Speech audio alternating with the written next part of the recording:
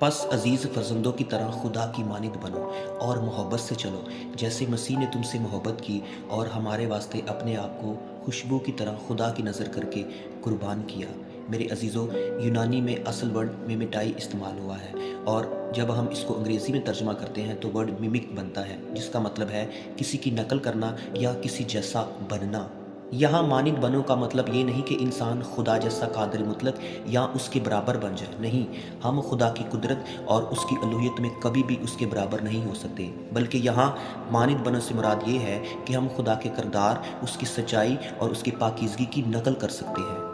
جیسے ایک بچہ اپنے ماں باپ کی نقل کرتا ہے، انہیں اٹھتے بیٹھتے چلتے پھرتے اور کام کرتے ہوئے دیکھتا ہے، اسی طرح ایک راست باز اور ایماندار شخص اپنے آسمانی باپ کے پاکیزہ کردار کی نقل کرتا ہے۔ جیسا وہ پاکیزہ خدا ہے، وہ اپنے باپ کی نقل کرتا ہے اور اس جیسا بنتا ہے۔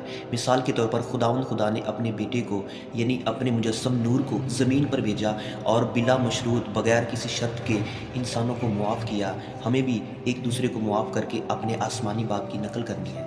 لکھا ہے عزیز فرزندوں کی طرح۔ یہ جملہ ہماری شناخت اور رشتے کو جو یسوع مسیح کے وسیلہ سے ہمیں ملا ظاہر کرتا ہے۔ ہم خدا کے بیٹے اور بیٹیاں ہیں، ہم غلام نہیں بلکہ مسیح یسوع میں خدا کے فرزند ہیں، اور ہمیں خدا کی مانند بننے کی کوشش کسی خوف یا بوجھ تلے نہیں کرنی، بلکہ اس لیے کرنی ہے کہ ہم خدا کے عزیز بچے ہیں۔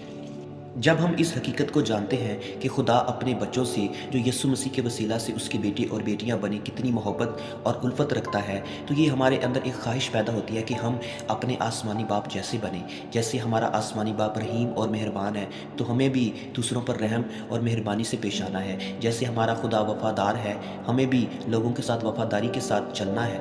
دوسری آیت کے پہلے حصہ میں لکھا ہوا ہے اور محبت سے چلو۔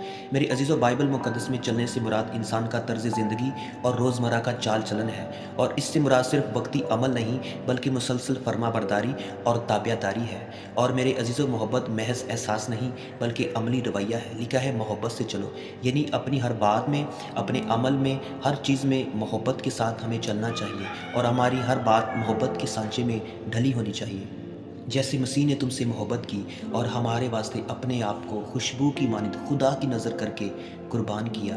ہمیں یہ سوچنا نہیں پڑتا کہ ہم محبت کیسے کریں، بلکہ اس کا درس، اس کا نمونہ خداوند یسوع مسیح نے ہمیں دیا ہے۔ اس نے ہماری خاطر اپنی جان دے دی، اور اس کی محبت کی خاصیت یہ ہے کہ وہ ہم سے غیر مشروط اور بغیر کسی غرض کے محبت رکھتا ہے۔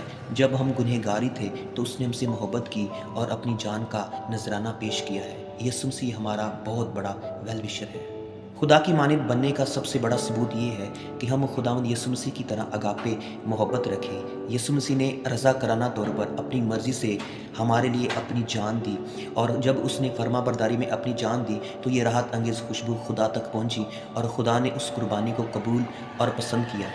راحت انگیز خوشبو، یہ اصطلاح عہد عتیق کی قربانیوں کی ہے، اور خداوند یسوع مسیح کی قربانی تمام قربانیوں سے افضل اور بڑھ کر ہے، جسے خدا نے پسند اور قبول کیا۔ میرے عزیزو، سچی محبت ہمیشہ قربانی مانگتی ہے۔ جب ہم کسی کی خاطر اپنی انا، اپنی میں، اپنے حق اور اپنے وقت کی قربانی دیتے ہیں تو یہ خدا کے نزدیک راحت انگیز خوشبو کی مانند ہوتی ہے۔